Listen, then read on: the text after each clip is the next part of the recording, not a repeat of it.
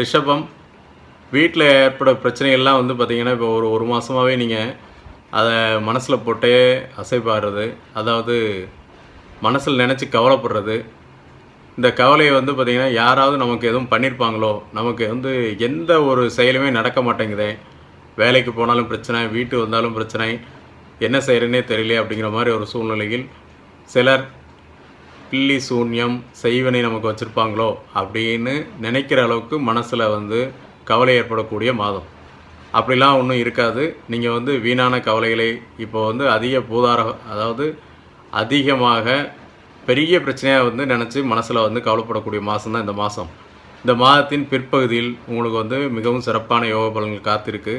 அதனால் வந்து இந்த மாதத்தில் வந்து 21, 21ஆம் தேதி, 26, 27 அடுத்த ஆகஸ்ட் மாதத்தில் வந்து பார்த்திங்கன்னா 2, 4, 9, 10, 12, 13 இந்த தேதிகளில் மட்டும் வீட்டில் கொஞ்சம் அமைதியாக இருங்க, சண்டை போட வேண்டாம்.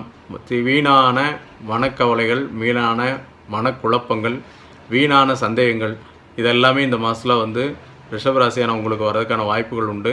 அதனால் தேவையில்லாத ஒரு பிரச்சனைக்காக இந்த மாதத்தில் வீண் வம்பு வழக்குகள் ஈடுபட வேண்டாம். அதே மாதிரி இதை வந்து கொஞ்சம் தள்ளி வச்சுக்கோங்க. பிரச்சனைகள் இருக்குதா, அதை கொஞ்சம் தள்ளி வச்சு பாருங்கள். கண்டிப்பாக வந்து நல்ல சுபமான பலன்கள் வர்ற குரு பயிற்சி இந்த மாதத்துலேயே ஆகிறதுனால குரு பயிற்சிக்கு அப்புறம் நல்ல யோகமான பலன் நடக்கும். இந்த மாதம் நீங்கள் வந்து வழிபட வேண்டிய கடவுள் துர்க்கை அம்மன் கோயிலுக்கு போயிட்டு உங்கள் நட்சத்திரத்தில் அர்ச்சனை பண்ணிட்டு வாங்க. நல்ல சிறப்பாக இருக்கும். வாழ்க வளமுடன்.